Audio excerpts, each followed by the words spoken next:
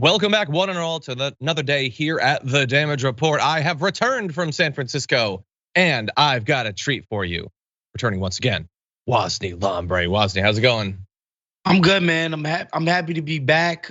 This is the first time I'm hanging out with you since you grew your hair out like Elvis Presley. So I'm really hyped to be on the show. If you've ever seen pictures of early era Elvis, that's the vibes you're giving me right now, John, and I love it. Thank you. Thank you. I wanted to get it started with giving people those vibes from the hair, and eventually I'll transition to the singing and the dancing. Okay, a lot of pelvic thrusts for the dragons out there. We need that. To be fair though, this is not designed to look like Elvis. I am not a fan of Elvis. This is designed to look like Austin Butler, who I am a big fan of. Okay, I was really torn watching that movie because I liked him, but I hated the guy who was playing. I'm kidding. Anyway, very funny. I will never live this down now. So welcome back, Woz. Thank you. Happy to be here, brother. How have the sports been recently? Good, man. NBA is chugging along. We're past the midpoint of the season. And so now it's kind of like the dog days of winter. This is the point where most teams are just like, oh, just get us to the playoffs already. So this part of the season can be a bit of a slog at times, but still a lot of fun, a lot of exciting teams, a lot of exciting storylines. So super engaged with the NBA still, of course. That's awesome. That's awesome. I caught a little bit of San Francisco versus the Cowboys this weekend, actually, and it was a fine game. Anyway, it was okay. But I was in San Francisco, and some of you in the audience actually got a chance to watch a live show of ours and hang out a little bit. Francesca Fiorentini did a live taping of the Bituation Room for the San Francisco Sketch Fest. It was a lot of fun. I told you all, get your tickets while you can because it was gonna sell out, and it was indeed sold out. It was a packed house, a lot of fun, and we definitely plan to do more live shows. So stay ready for that. Probably in the LA, SoCal area. But we'll have more information on that to come. We have a lot that we're gonna be talking about today. Not only more tragic events in the news for California, Nancy Pelosi may be throwing a little bit of cold water on Joe Biden. The 2024 race, more classified documents that have been found in my garage this time, and a whole lot more besides. So don't go anywhere, okay? Hit the like button, settle in. We're gonna give you some awesome news. And if you wanna send us any comments, tweets, or super chats, we'll respond as we go. But with all that said, Woz, are you ready to start the show? Yes, sir, let's do it. Let's do it. We're gonna be starting off on a down note, but that's what the news is sometimes. So with that said, let's jump into this.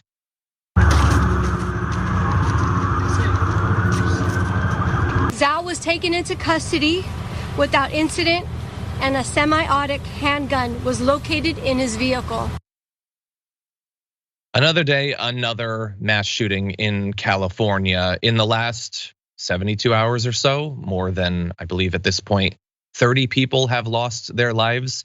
And in this episode of the Damage Report, we're gonna be talking about the shooting that happened around 2:20 p.m. in Half Moon Bay. It's a rural seaside town between San Francisco and Santa Cruz. The second in just 3 days. 4 people were killed at a mushroom farm on the outskirts of Half Moon Bay.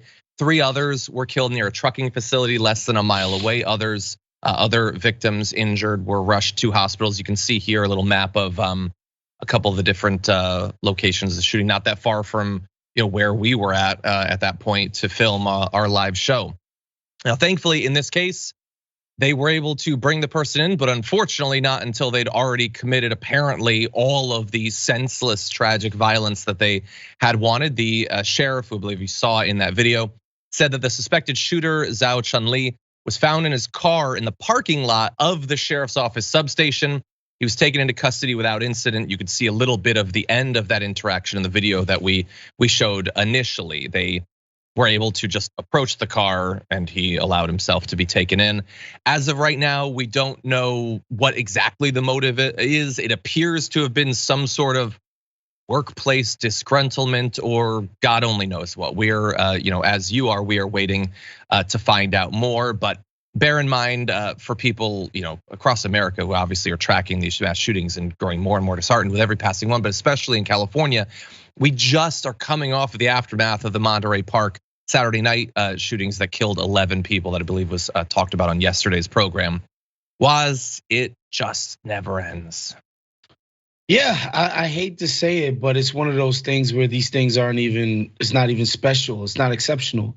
I remember when Columbine happened and it was all you could see on the news for not even days, but weeks, months, the way that they covered this thing, because it wasn't just a normal occurrence for us to see mass shootings here, but now, I mean, you can't even name all of the stuff that we've experienced so far. And, at the end of the day, our fellow citizens have decided that having a bunch of guns out on the streets is how they want to live. And so we're all forced to deal with the consequences. And this isn't something that they come to in passing.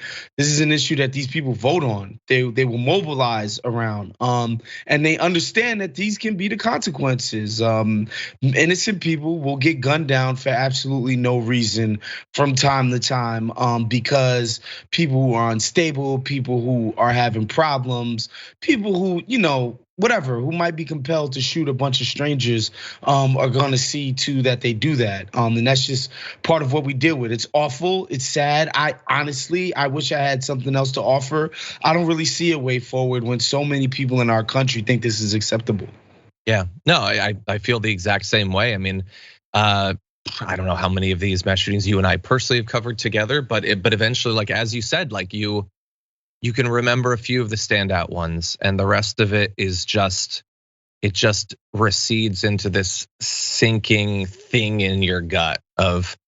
I was talking with Robert Evans, who I did the live show with this weekend, and he referenced a particularly brutal act of police violence in Georgia, and I didn't know which one he was talking about. Yeah. Because even when you zoom in on specific things like, hey, remember that school shooting? Which? Hey, remember that bar shooting? Which? Hey, remember that church shooting? Which? At this point, you have to be very specific in America because of the amount of gun violence that we have. In this case, again, we'll find out more about the person's motive to whatever extent people care about that.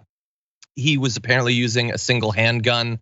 I don't know if he tried to get an assault rifle or something like that. If he had, he certainly could have killed more people. I don't know if this is a mental health thing. I don't know what we're supposed to do to stop all of this, because we had the shooting on Saturday. We had this shooting. We had another shooting since then. Just hours later, one person was killed, 7 others killed in a shooting. I believe that one was in Oakland. Yeah, that was since we decided we were gonna talk about this one, another big shooting. And I think that's important to note, right? It's not only that it's tragic with the mass shootings, just the other day, which I'm sure you covered, John. A little kid brought his gun to school, popped his teacher. Yeah. The countless, dudes whose girlfriends break up with them and they end up grabbing a gun and killing their ex for moving on from them. Gang violence, you name it. We shouldn't have any of this stuff. And the bottom line is people need to realize in other countries, they figured out how to get rid of gun violence. This isn't some, intractable problem that's like impossible to solve. These are choices that human beings have made as a collective to accept over here. There are plenty of other places where gun violence just straight up is not a thing.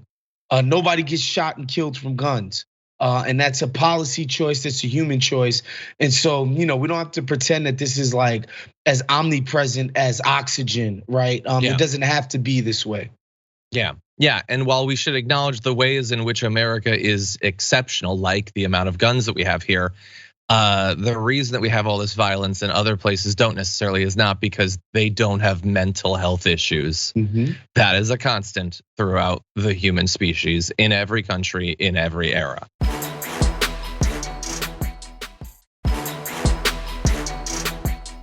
Gavin Newsom, governor of California, apparently, according to this tweet, was at a hospital meeting with victims of Saturday's mass shooting when he had to be pulled away to be briefed about another mass shooting, this time in Half Moon Bay. So like you can't even react as an official to the mass shooting before there's another mass shooting. And here is a little bit of what he had to say about the recent wave of violence. I mean, the Second Amendment is becoming a suicide pact. But there's many people in this country that support the Second Amendment and are lawful gun owners. Yeah, I have great respect. I have no ideological opposition to someone reasonably and responsibly owning firearms and getting background checks and being trained. Yeah, look, each individual can have whatever response they want to him with obviously what is a prepared comment. He had been wanting to say that, the Second Amendment is becoming a suicide pact. Her response there that like, yeah, that said, many people like the Second Amendment and our lawful gun. Okay, we understand that people have guns, and we're gonna have debates that are gonna be shaped in different forms at each decade about what that looks like. Saying and our lawful gun owners is simply saying, well, there are laws and people abide by them now. I guess laws never change. I guess everything's always, no, that's not how that works. The amendment says what it says and doesn't say other things. It allows for regulation. It's baked into the text of the Second Amendment. And then, yes, there are plenty of gun owners who have never been irresponsible with their guns. They lock them up, they don't keep them loaded, they're trained, they don't fantasize day and night about gunning people down. Yes, there are many people like that. My father owned guns. I've been shooting many, many times. I don't want to kill anyone, and the times that I've used guns, I've been very responsible with them. I don't rule out the possibility of owning guns in the future, but I also don't think that I should be able to own literally whatever the wildest weapon I can dream up. If I choose to, I will own that which is legal then, understanding that these things should be, and have been regulated throughout American history. I don't know why, like a person, I don't recall her name, but she's a deuce woman. She's a broadcaster. She understands the bounds of this conversation to respond to a governor who is in the second mass shooting in a few days with, well, on the other side, there's people like this. Yes, we understand that. I feel like we can be a little bit more nuanced and understanding in our conversation about this at this point. I apologize, Woz. What do you think? No, it's all good, and we don't make this argument in the counter. And you can just think about, extra legal stuff like drunk driving. Nobody says, oh, the majority of people drive home drunk and don't kill people, right? But we understand that, like, when it goes wrong, it goes horribly wrong. And we should be mindful of that. And that's with a lot of the things that we've, sort of regulated or outright criminalized. Like there's an understanding that, yeah, there's a way, there's an outcome that can happen that isn't this tragic. But the ease with which these things can turn tragic, because again, it's literally based on a person's whim. Like that's it. A person can decide that they can get a gun, and they can just straight up kill people, kill a bunch of people. And there's certain weapons that the military owns that they understand that, like, most people would think it would be cool to own and use it for self-defense, but like they wouldn't be like, oh, a bunch of people would be lawful about having these things. Like they wouldn't. For instance, they wouldn't put a drone in John's hands. They wouldn't let him have that. Even if John would just fly it to take pictures over the Grand Canyon or something, that logic just doesn't make any sense. 100%. Yeah. And it could be legal for you to own a tank. We could write that into the law. Is that a good idea? Is it like how baby brain do we need to be to imagine that the law as it is currently constructed is exactly what it should be? It makes sense and it produces great outcomes in all cases. Who are you to dare to challenge the law as currently constructed? Also, I just don't think you can make the argument that people en masse can be trusted with guns. I don't see how the evidence in America supports that thesis that like a bunch of people having guns is gonna result in fantastic outcomes. That there's no proof of this whatsoever. Yeah, and again, it's gonna be drawn somewhere. You could have, like, for instance, there are guns that require the fingerprint of the person it's registered to. Some gun owners are fine with that. Lots, including like the lobby, absolutely despises that. So again, don't give me this responsible gun owner stuff when you continually fight back against regulations that would make it safer. Again, there are many, many gun owners who are perfectly fine with all of this. Remember, the NRA is extreme, not just in comparison to like wide-eyed progressives, but they are extreme in comparison to the vast majority of gun owners who do not support the positions of the NRA. In any event, we'll be back tomorrow to cover whatever other mass shootings happen between now and then. There will certainly be something. Because we have chosen, or our leaders have chosen, to allow that to be as regular as it is. For now, though, Can we get ready for our breaking news? We'll go to that whenever you're ready. I don't know, do we have B-roll for that or should I just launch into it? We do? Oh, well, look at you guys all prepared. Okay, let's do that then. Mike Pence might not have a snowball's chance in hell of becoming president in 2024, but what he does have is classified documents. I mean, who doesn't? You've got classified documents and you've got classified they've all got them. I've probably got some, I don't know, are they like in the bookshelves? They're under, I don't know, I'll have to look to see. But no, that's the breaking news of the morning, that Mike Pence, again, apparently he wasn't raided. He apparently had a search conducted and turned in documents, even though he has previously said that he did not take any home. I believe it was at his residence, and that makes now Donald Trump and Joe Biden and him all eyes on Obama. Has anyone occupied the Oval Office without taking home documents in the last decade? It's absurd. I guess it's not that shocking. I imagine right now, everyone who has ever been near a document like that is probably frantically searching their study, their personal library. What do you make of this? That's what it kind of boils down to me. I think if you're like the last three people, three of the last people who were there, their personal places have been searched and documents have been found. This makes me wonder if this is like actors in a movie set, right? I was watching an interview with Kate Hudson the other day, and she was talking about Glass Onion, and she was like, "Yeah, I actually did steal something off the set. I got permission afterwards, but I stole it first." Yeah. What'd she steal? I don't remember. I think it was a clothing item because she's like dressed really glamorously in the movie, and I think it was an item of clothing.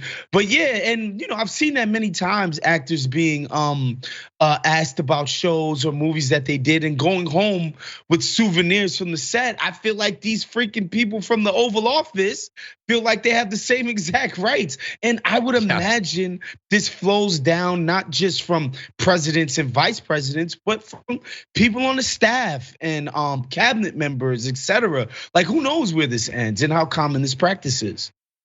100%, yeah. Most important point we're gonna make tonight, I think, is you can go see Glass Onion. It's good. Also, you already all have, because it's like one of the most watched things on Netflix. Yeah. Anyway, not as good as Knives Out, but it was good though. It was. Yeah, good. I enjoyed it. Yeah, and Kate Hudson was great. Anyway, but back onto that. I think it is time for us as a country to make a decision between, I'm gonna put forward two options. Maybe you come up with alternative options. Here are my two options. And I would weigh in on one of these two. So two things. So apparently lots of them do take home documents. So either we just don't care anymore, and we can formally change the law. I mean, what's the difference? Nobody abides by it.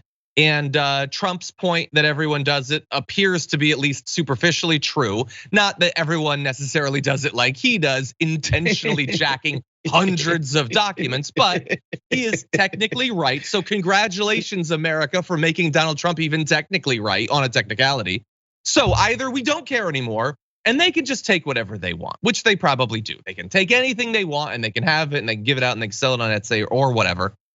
Or maybe we do take it seriously, and I have a proposal of a way that I think would send a very strong signal about how seriously at least some would take it. Donald Trump has the documents, Biden has the documents, Pence has the documents. Democrats have spent months now saying it is unacceptable to steal these documents. Donald Trump should be barred from running because he has them.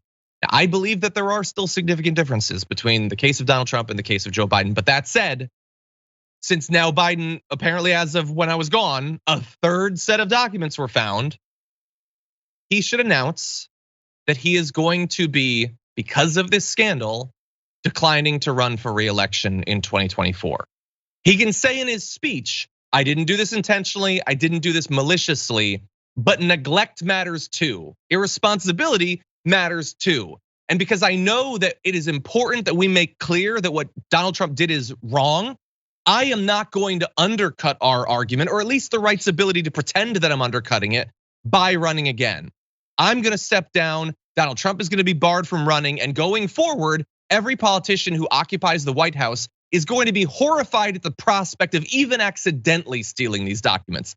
That would be a strong precedent. I don't expect it to be sent, But Woz, that's what I'd like to happen. What do you think should happen going forward? I mean, nobody ever concedes power, so I just find it hard to believe that would happen. But your suggestion has a lot of integrity in it, which makes me think that it will never happen in Washington. But the other part of it, I think the problem with this story is that I think there's at least kind of legitimate argument that a state should have secrets, and there's no way for anybody to come out and explain thoroughly to the public the nature of classification of information. Mm-hmm. Nobody's gonna come out and explain it to us. Nobody's gonna give us a thorough breakdown of why, what Biden, like, first of all, they can't even tell us what Biden had because it's classified in the first place. We can't even make a judgment about which is more classified or scarier or whatever in between these documents. And so I think we're at a dilemma because we're the freaking world superpower and we have to have secrets. I just think this is just gonna be what it is. Nobody can come out and tell us exactly what happened. Yeah. I mean, it's been like 5 months since the Trump version. I don't know what was in those documents. Think about this. Think about this, John. Think about JFK, which is like going on 60 freaking years now, and the government is dragging their feet on declassifying. Mm-hmm. There's no way as a citizenry that we could collectively come together and be like, we don't care. We'll deal with the consequences if, some nation wants to come kill us, bomb us because, or, some guys that are overseas on our behalf or whatever. We can't even collectively come together and be like, we don't want this, just tell us. We can't even do that, And so I don't even understand what a solution is here. Somebody runs on a platform of like declassification, transparency. Every day, one crazy classic state secret will be revealed. Anyway, we'll see. That's your breaking news, everyone. Okay, we're gonna take a short break, but when we come back, we're gonna get back to our regularly scheduled news, including Nancy Pelosi at least seeming to throw a little bit of cold water on Joe Biden running again. We'll have that for you after this.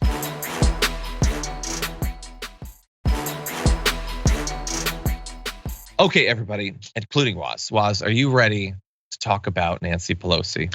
Yes, sir. I think I am. Let's see, let's jump into this. Nancy Pelosi is officially now no longer the speaker, and that doesn't mean that she's out of politics. Here she is, you can see new article being written up by Maureen Dowd.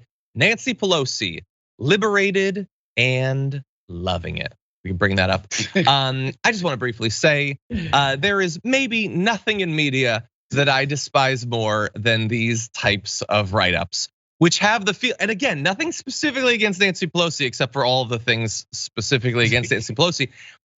If it looks like you just let them write the title, don't do that. Nancy Pelosi, liberated and loving, or like what's like Bill Hader's done letting Hollywood control him. Like, and that is not even real. And I like Bill Hader. I just don't like it when they're like, you just choose the narrative as a treat. You make the narrative whatever you want. Now that's Maureen Dowd's thing. But anyway, liberated and loving it. She doesn't even want to be speaker anymore. In fact, she's off screen laughing right now. Okay, let's just stop being fake. That said, in this article, which is mostly nonsense, there are some interesting excerpts, okay? And so one involves not necessarily the future of Nancy Pelosi, but the future of Joe Biden. So now that Nancy Pelosi, Maureen Dowd writes, has made way for fresh leadership, does she, and just in time for the leadership to not be in charge, a weird thing to leave out. Does she think President Biden should do the same? He would be 86 by the time he finishes another term. She said that Biden has done a great job and will make his own decision on whether to run again. She said he will have to weigh the pros and cons. Is age a positive thing for him? No. But she said that age is a relative thing. On the plus side, she said, I think Jill is ready to go for him to run. I get that's nice. I don't know how much it matters, but sure, fine. She did say he's done so many things that are great. He's put money in people's pockets, vaccines in their arms, children back to school, people back to work for starters, blah, blah, blah, blah, blah, whatever. It is interesting though that she was at least willing to grant that one of the big complaints about him is that he was already quite advanced in age the first time he ran, and now it's gonna be even later.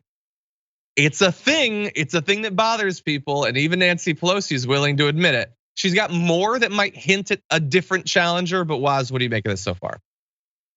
I think, she can say this because she herself, old as she is finally retiring. And so she has a leg to stand on here as somebody who held on far too damn long to be like, look, I did it. I held on for a long time. I can say, Joe Biden, let it go. You'll be 80 freaking 6 years old. Let's just try something else. So, I understand, and it's one of the most powerful people in the party for the last, damn near 20 years. And so, she has something to say about it. I think it's important, and I think it's meaningful, honestly. I think it means something that she's saying something like this, and that the party apparatus is getting ready to move on to somebody else for 2024. But at least it's coming from somebody who is finally, for the love of God, thank him, is gone. Yeah, 100%. Yes, she's willing to say that again. Maureen Dowd could have asked critical follow-ups. Like, for instance, okay, so you talked about you stepping aside or him stepping aside for the next generation. It would be nice if we could just for a second talk about the next generation in anything other than the most shallow way. Yes, I understand Hakeem Jeffries is technically younger. Is he reflective of younger generations of Democratic voters? Or is he you but younger? Is he you but he was born later? Is he reflective of the future of the Democratic Party? Not the future of the Democratic Party that you desperately want to exist, but the actual electorate for the Democratic Party. So, and again, come on, John, Hawk Jeffries, of course he's the next generation. He raps in the Congress. Does he? He kicks a rhyme. He'll kick a rhyme every now and again up there in the chambers. He's new age. He's cutting edge. Yeah. Come on now. Everybody knows the black guy rapping is just the newest thing that's ever hit DC. We've never seen a black guy rap before. That's crazy. I never have. It's crazy. Yeah, and again, saying that she stepped aside for no. Stepped aside is if you did it when the Democrats were taking over and it really matters. I mean, sure, she could have held on as minority leader, but it is not this beneficent gesture that on your way out of power, you're like, okay, I guess you could take over now. That is, again, don't try to pitch that as this amazing thing. You could recognize that she is a historic figure for a lot of different reasons, but not because she was so charitable in when she chose to step down.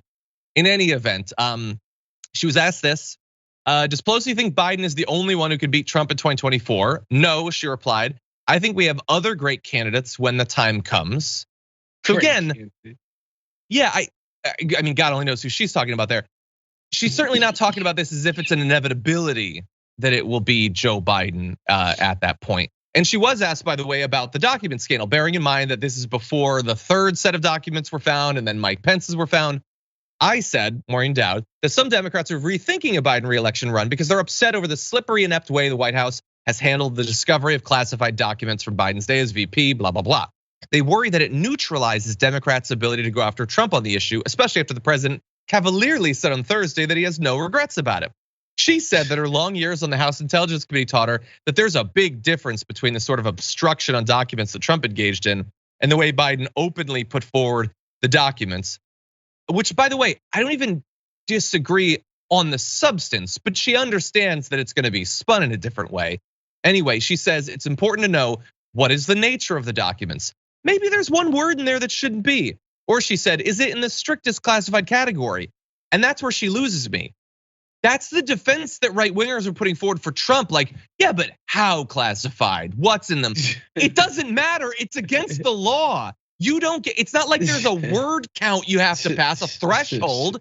It's illegal. You guys spent months attacking him for it. You can't then fall back on the same defenses that him and his cronies were using. It's just not going to convince people, Woz. It's funny because this might shock the listeners. I didn't read this Maureen Dowd interview of Nancy Pelosi, but yeah, like this gets at the central problem of this classification process and situation. Everybody can hide behind what she just said. Donald Trump can hide behind it because it's against the law to reveal what's actually in the documents. So he can always make that argument. So who are we supposed to trust on this? We're supposed to trust the Democrats on this? The people who are trying to gain our votes so they can gain power to give all the money and resources to their corporate freaking sugar daddies? Like, who are we even supposed to trust on this issue? We're just supposed to believe Nancy when she says, no, when the Dems do it, it's like the classified ice cream recipe that they use in the White House. Biden just wanted to be able to have the secret pasta sauce at his house when he left office. It wasn't nothing crazy. When Trump did it, it was stuff having to do with places like China and Russia. It's absurd. Yeah, 100%. By the way, you bring up the recipes. Like you don't think that Trump was looking up like the secret KFC spice mix? Or like, Coke, those are secrets. Like how that dude loves Diet Coke. He was definitely looking up the recipe. He's not gonna make it. I don't think he can make easy mac and cheese. But I think that that's the sort of thing that he would look up. He wasn't doing the cool stuff like looking up Roswell and Area 51. Right. He was looking up fast food restaurant recipes.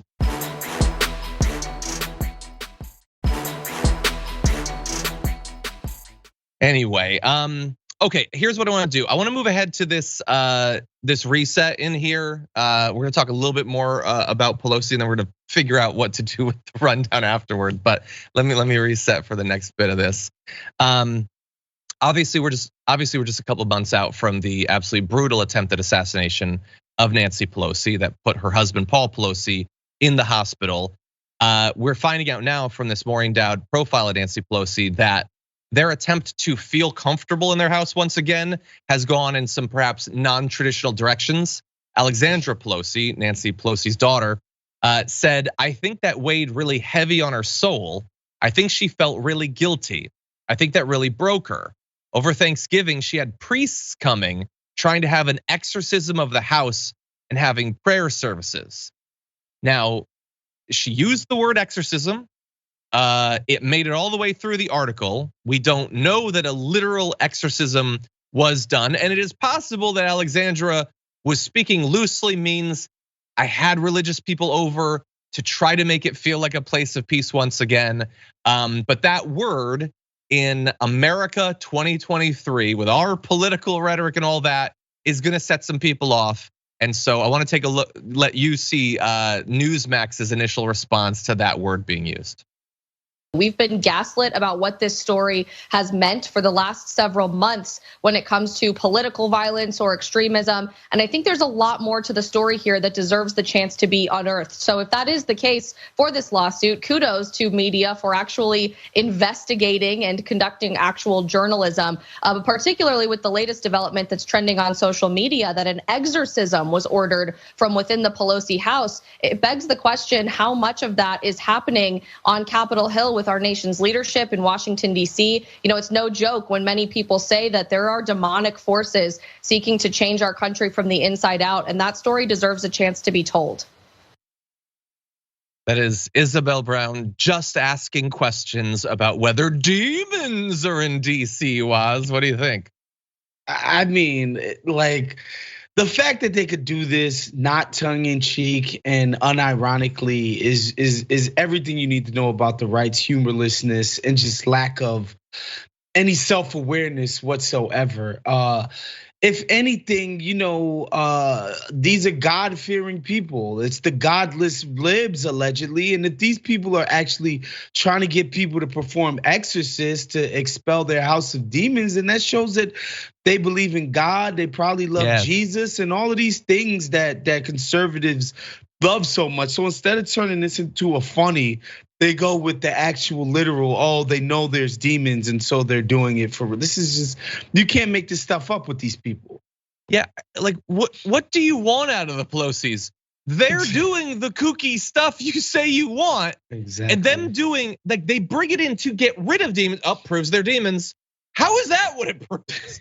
It might prove some things. If they literally had an exorcism, I think that's concerning to me for a few reasons. But that's enough reason to leave the speakership, John. That's a good enough reason to retire. Exactly. You're at the point of exorcist, like you probably shouldn't be presiding over one of the three branches of the federal government of the goddamn United States of America. Maybe, just maybe. But I'm, I'm a godless, heathenist, atheist, all the is that exists. Yeah, that's amazing from Isabel Brown there, whoever that is. So first of all, them doing the exorcism is proof that they're demons. Okay, demons exist, I guess. Also, there's a lot of lingering questions. Did you get that in the beginning? I understand you were probably distracted by the demons, everyone. She's still trying to make them the bad guy in the attempted assassination of them, which is amazing. But my favorite part of this is Newsmax right there is what? The second, the third, the fourth biggest right-wing network. And it is so ridiculous that they will have serious conversations about whether demonic creatures have taken over America, and they clearly have way more money than we do. Because we talk about like the minimum wage, they talk about Beelzebub. We talk about climate change, they talk about Asmodeus, who is Lord of Hell. But because they're right wing, there will always be money for their brand of nonsense. I do understand, by the way, the Pelosi's not feeling comfortable there. I'm not a huge fan of Nancy Pelosi, but I would probably I would move, I think, if I had that terrible thing happen there. Like I actually have a lot of sympathy for what they went through. Because they are the victims there. They are not the bad guys there. They're the bad guys in a lot of other situations. She's also like a 300 millionaire, 400 millionaire, whatever it is at this point. She could probably hire security. That's true. Like I think I think she could spring the funds loose, underneath the mattress, the change between the couches to pay for some top flight security. Probably. Okay, you know what? We're gonna just quickly jump into our C block. Okay, we're gonna give you fast response. Whenever we're ready, let's jump into this video.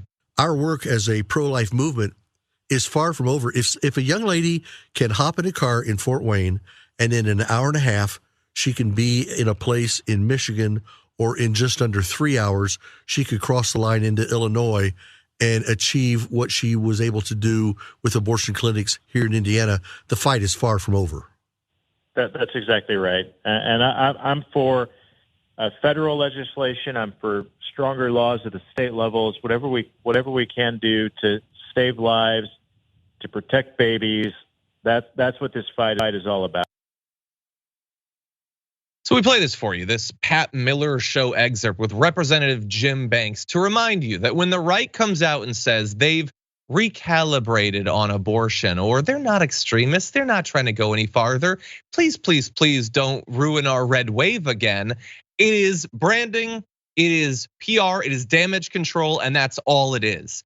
The true face of the Republican Party is one that says, okay, so I get that we have power over this patch of land, but wouldn't it be nice if we got to say what happens in all of the land everywhere?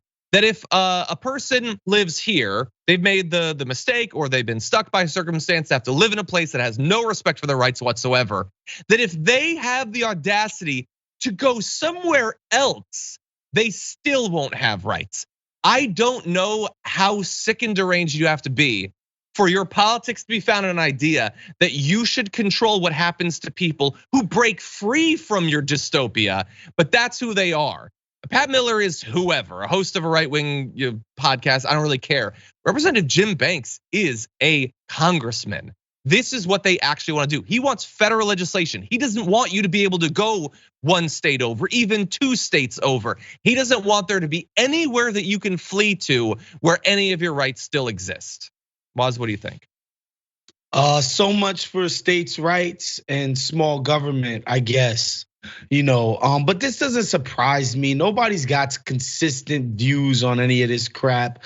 The idea that this guy wants to make it harder for somebody is, is demonic. to borrow a phrase from the last segment. It's kind of crazy. Just the idea is just like, you know what? We're doing our part in Indiana. Can't get abortions here. If people want to leave Indiana, they want to cross the border, they want to do all of that. All right, cool. Well, it's not enough that they're doing their part to impinge on the rights of women in Indiana. They don't feel good enough there.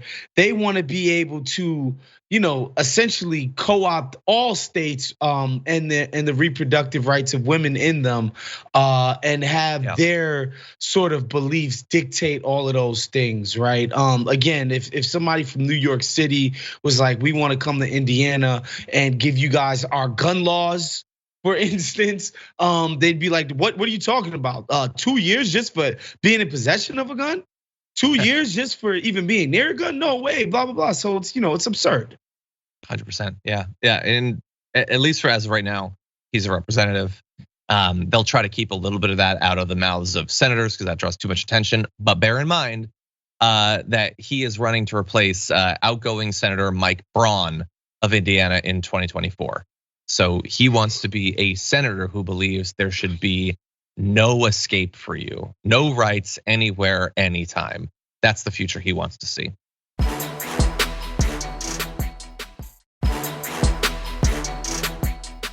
We're gonna see what happens. For now, though, let's turn to one of 2023's most ridiculous, unlikely villains, starting with this. É aquilo, eu já sofri vandalismo, a gente já sofreu atentado de vida, atentado de assassinato, carta ameaçadora, ter que ter polícia, escolta de polícia parada na frente da nossa casa. George Santos apparently was on Brazilian podcast back in December. Rachel Maddow surfaced a little bit of that video yesterday. And he's had a rough time of it, according to the things that he said on that podcast. And he's a congressman now, so you're gonna put respect on his words. When he says that he's been stalked, when he says he's been threatened, when he says that there was an attempted assassination on his life, I don't see any reason why we should question that. He says he has been the victim of multiple crimes. His home was vandalized back in 2021. Apparently, he says it was vandalized because we were at a Republican party, and he was such a high profile figure in 2021 that people were probably just desperately trying to track down his home to vandalize it because he went to a party, and how would they have possibly known what party he was at or what the affiliation was or whatever. But more importantly, he says, we have already suffered an attempt on my life, an assassination attempt, a threatening letter, having to have a police escort standing in front of our house.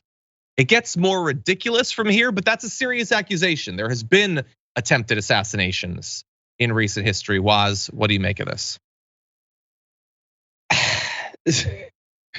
This guy is a fellow Queens native, like Donald Trump, actually. And so it pains me to watch him go down this road of just, he's doubling down on the lies. He's just not gonna stop. He's decided that coming clean is not an option. And so it's going to just be more ridiculous by the interview. And I love that he's doing this in Brazil, in South America specifically, South and Central America, where the United States, man, people have done some unseemly things in the name of our government and by proxy us. And I think that's a sympathetic audience to the idea that people who are unhappy with you in the United States government might try to get you killed, might smear your name, might put some unseemly things out there in the press against you. I can understand why that audience would be receptive to it because they've had a front row seat to similar things, campaigns done by organizations like, I don't know, the CIA, the DEA, and you name it. Yeah. 100. No, that's very important. Well, and look, there had been an attempted assassination of Bolsonaro, not that long ago. So again, it's a serious thing. I would say, so don't lie about it. Like, I don't believe him. I don't believe him. I'm not saying anybody believe this guy, anything that he says. He's the boy who cried everything. It might have happened. I guess that's possible. There's literally no one I would trust less to make that claim than him. People are saying like at this point he has lied so much that anything that's true is shocking.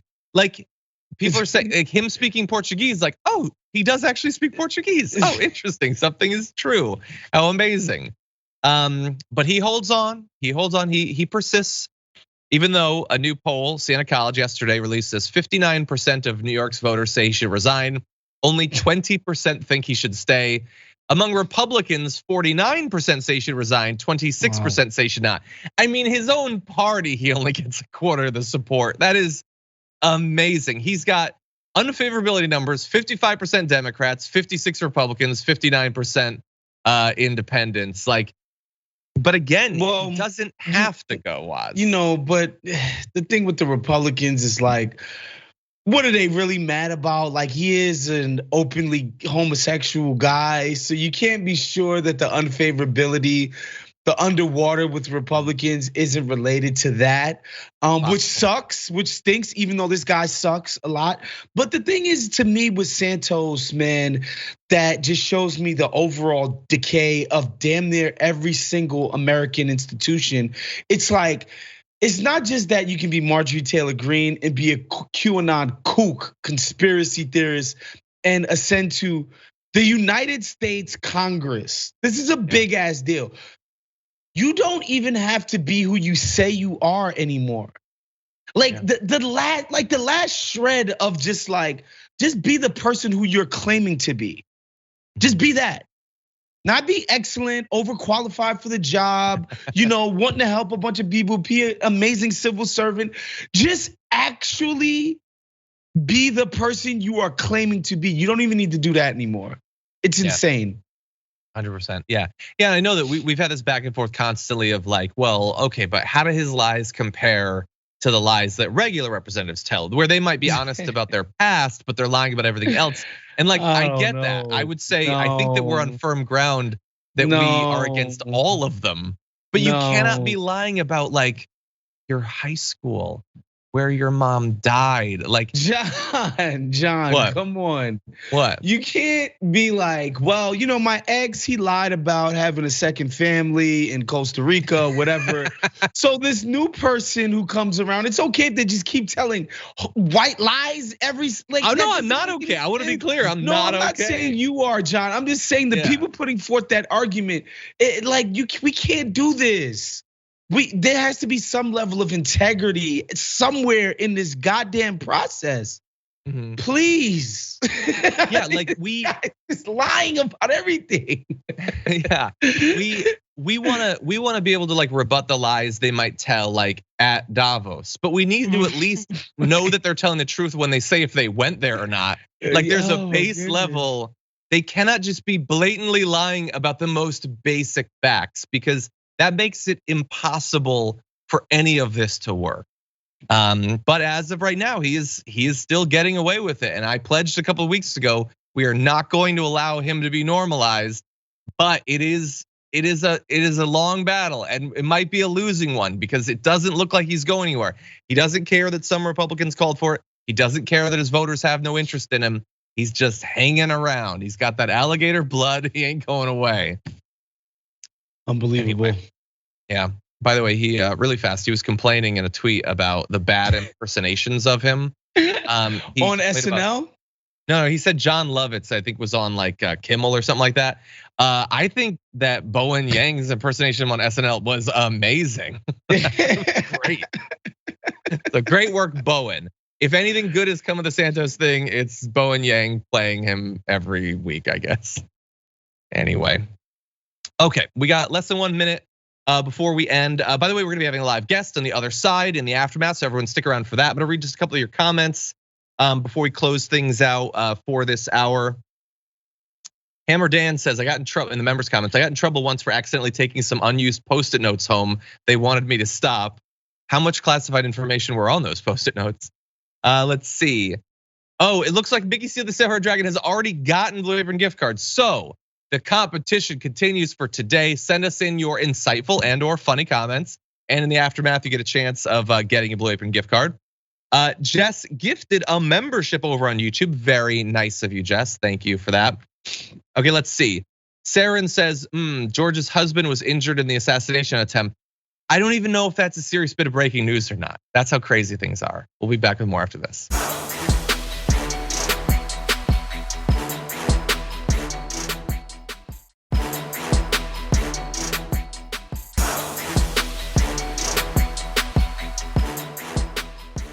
Thanks for listening to the full episode of The Damage Report. Support our work, listen ad-free, access members-only bonus content, and more by subscribing to Apple Podcasts at apple.co/TYT. I'm your host, John Adarola. I'll see you soon.